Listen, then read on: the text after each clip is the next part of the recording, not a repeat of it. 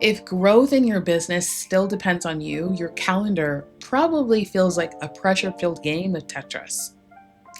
You're estimating, you're selling, and you're putting out fires, and you're still trying to deliver the work. And even when revenue is up, it feels heavy. Here's what happens if nothing changes. The inconsistent months, they continue. You start taking random work to fill gaps. Margins get messy, and your best people feel chaos. The business does not feel stable, it feels fragile. So here's the real question. How do you build a predictable pipeline that does not require you to be involved in every part of the process? If we haven't met before, I'm Melinda Colon. I help owners of established service businesses install a revenue engine so deals don't require the owner to touch every step. In this video, I'm going to show you what a real pipeline looks like and how government contracts become a strategic stabilizing leg in the business. Referrals are a bonus, not a pipeline. Referrals are like a rainstorm. Great when it's raining, but you can't schedule it. You have a great month, so you finally breathe. 2 weeks later, the phone gets quiet, and you're back on LinkedIn, networking events, and on the phone asking for intros. Referrals feel like the best kind of growth. They close faster, they trust you. The work is usually cleaner, but referrals create a dangerous illusion. You feel like the business is working right up until it doesn't. Then you're back in scramble mode. Discounting, taking random work, throwing bids at the wall. And every time you do that, you pay twice. You pay in margin and you pay by turning you into the safety net. So how do you keep referrals as a bonus without letting them be your strategy? When I audit sales pipelines inside established construction, engineering, and professional service companies, referrals are always high quality. They're just not controllable. And most business owners respond by networking harder. They check in with leads and clients asking for introductions. And that helps sometimes, but it is still reactive work, not proactive. And what you already know deep down is referrals are a reward for good work, not a system for predictable growth. A predictable pipeline is measured. It has stages, it has steps. And if your growth plan is hope someone remembers me, you don't have a pipeline. Backlog feels safe, pipeline keeps you safe. The most common sentence I hear from owners is, "We're busy, so we're fine." Busy isn't predictable. Backlog isn't pipeline. Backlog is what happens after you win. Pipeline is what protects you before you need it.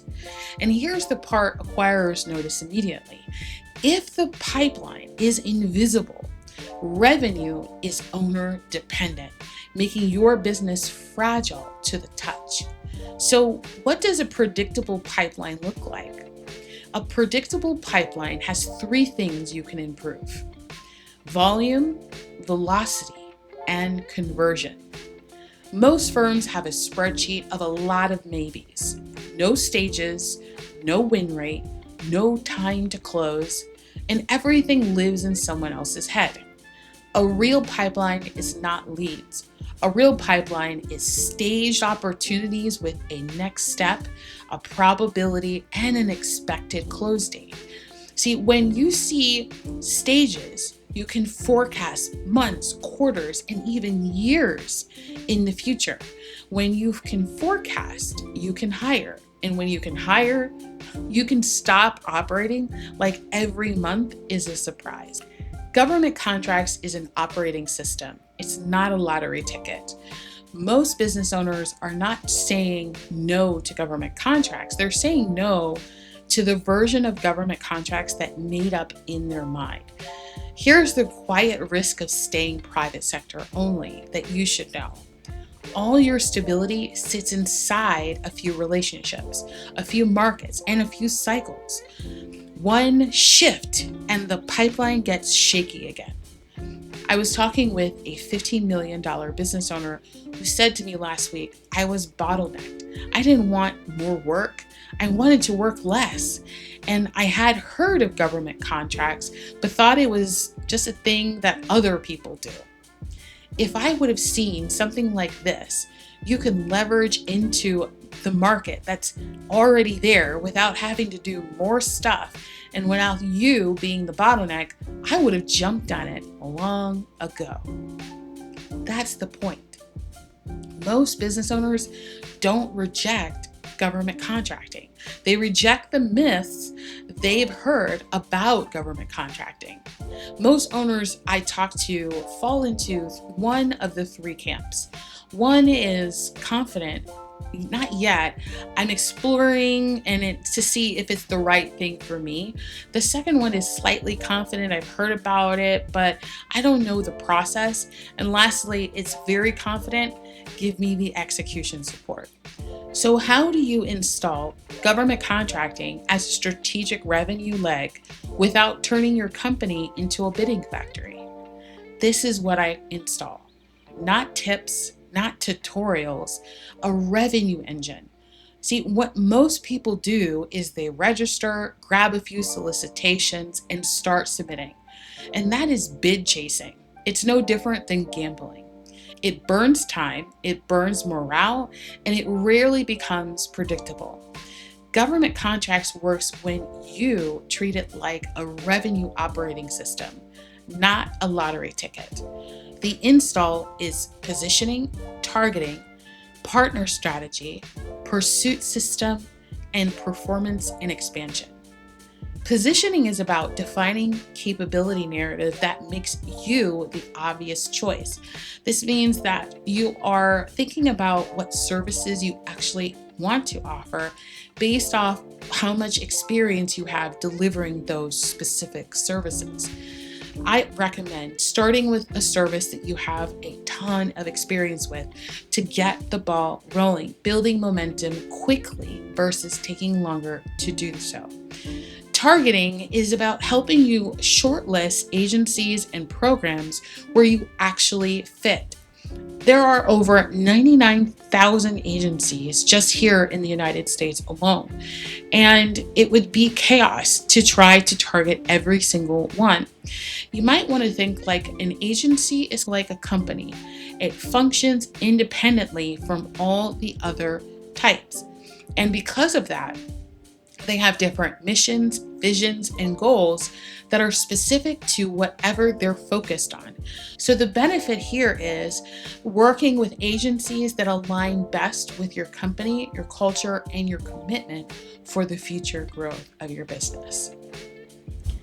Next, we have partner strategy, where we want to identify who those key team players are and specifically our positioning in the marketplace.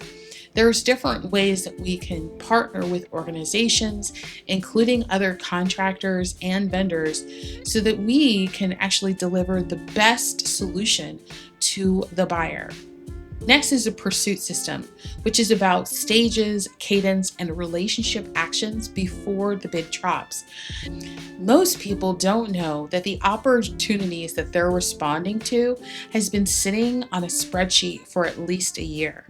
And when you know that information, you're able to build relationships before it's publicized and made available to everyone else. This is how you can actually step from amateur in the marketplace to an advisor really quick. When you can showcase your expertise in the private sector and share case studies and lessons learned to help them do their job better in terms of selecting the right fit contractor that can deliver excellence. Then lastly is performance and expansion, which turns first wins into repeatable work. This is the play. If you are already providing specific services, we want to make sure that you stay focused on services that your team can deliver. This not only strengthens your ability to win contracts, but it strengthens your team as well, because they're not having to shuffle from one type of work to another type of work. They're delivering the same service over time. The more that your team delivers the same services over and over again, the easier for your team to establish mastery and become the authority when it comes to that delivery. If you start with bids, you will hate government contracting. But if you start with a revenue operating system, government contracts become stability. Random efforts create noise. Systems create results. Business owners listen to the theory. They change behavior when they see a pattern. And if the pattern is wrong, the owner wastes months. And in a private sector, your pipeline of deals to close stays volatile, up and down every season. So what actually changes when the engine is installed? I have watched this go two ways. Random bids create frustration, and installed operating systems create clarity. Before the install, the pattern looks like strong reputation, inconsistent months, and owner touching every deal, oftentimes every step of the delivery, leading to lots of activity and weak forecasting. And after the install, the pattern shifts to clear targeting and partners, fewer pursuits but higher win rates, a visible pipeline with next steps, and less owner dependency in operations. This is not more activity, it's a better operating system. Size is not the constraint, clarity is. And the most common excuse is, we're too small. And that belief keeps business owners stuck inside one revenue leg, and it delays stability for years. So what matters more than size? I've helped solopreneurs win million-dollar contracts due to strategic positioning and clarity. I've helped 30-person firms double in size in 18 months with speed, positioning, and the right formula of business development fit for public sector. Most owners wait. They tell themselves they need more staff, more past performance, and more everything. In reality, your size is not the constraint. Clarity is. Clarity on what you sell, clarity on who buys it, and clarity on your role in the domino effect we call money flow. When you have clarity, you can build a pipeline that doesn't depend on being big. When business owners say we're too small or we're too late, they're not describing reality. They're describing uncertainty. And uncertainty creates paralysis. Paralysis keeps the business fragile, stuck in the same position for years, feeling like there's been progress because they stay busy, but very little show for it. What is the real minimum requirement to start installing a strategic government contracts leg in your service business? If you have a history of delivering excellent work in the private sector, you can be positioned for public sector work. The issue is not capability, the issue is approach. People chase what's posted. They try to out-compliance the market. They spray bids and frustrated when it doesn't result in anything meaningful. And this is why the first step isn't bidding. It is designing a revenue operating system. What you sell, who you sell it to, who you partner with, what the pursuit cadence needs to be so that you can see the results. Then bids become the last step and not the first. And if you start correctly, you don't feel too small. You feel structured. Stability is not a vibe, it is engineered. Most business owners think chaos is the cost of growth. But actually, the cost of growth is not having a system that will usher you into the next revenue level. What most owners experience in their established service business is chaos, which is disguised as growing pains. Chaos drains profit, it creates turnover, and it keeps the owner in the weeds and weakens your ability to grow beyond your current level. Acquirers read it as risk. So what changes when the pipeline is predictable and not owner dependent? This is the consistent report from owners after the install. Before stability is installed, it feels like estimating panic, last-minute follow-up with clients, inconsistent months, and owner carrying the revenue burden. And after the stability is installed, the teams know what is being pursued and why. The pipeline has stages and next steps, and revenue is not tied to one relationship. Also, the owner can plan, travel, and lead freely. See, the stability is not a vibe, it's engineered. And in order to create the level of assurance that you're looking for, a system that replaces inefficiencies exposed are installed for not just peace of mind, but for your scale. DIY is a gamble. Install is a decision. Some owners will try to DIY this, and that's a normal reaction when up to this point you've discovered in various instances that you could. But DIY usually becomes a half-built system. You're getting called to put out fires in life and business, and time passes and that urgent project gets dropped beneath a pile of other urgent matters. Do you want to experiment with government contracts, or do you want it installed as a strategic, predictable, and stable leg of your business? I do not teach tips. I install revenue engines in established businesses that see government contracts as a form of stability and predictability. Most people start with registrations and random bids, and they burn months, if not years, of time trying to figure it out all on their own. If you want stability, you need a revenue operating system.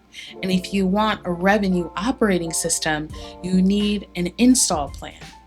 That is the difference between being interested in government contracts and being positioned to win government contracts. If you run a $5 million or more service business and you've been in business for at least 5 years and you're tired of revenue feeling unpredictable, this is for you. Because when the pipeline depends on referrals, a few relationships, or your bandwidth, you don't have the stability that you thought you would want. You have exposure. Do you want predictable revenue without working more and without being the bottleneck? If you want government contracts installed as a strategic revenue leg, as a revenue operating system, not bid chasing, apply for a consultation call by clicking the link down in the description. I only take a limited number of install conversations each week. If this is on your radar, do not sit on it. If you're building something that can scale or sell, you cannot rely on hope. You install systems.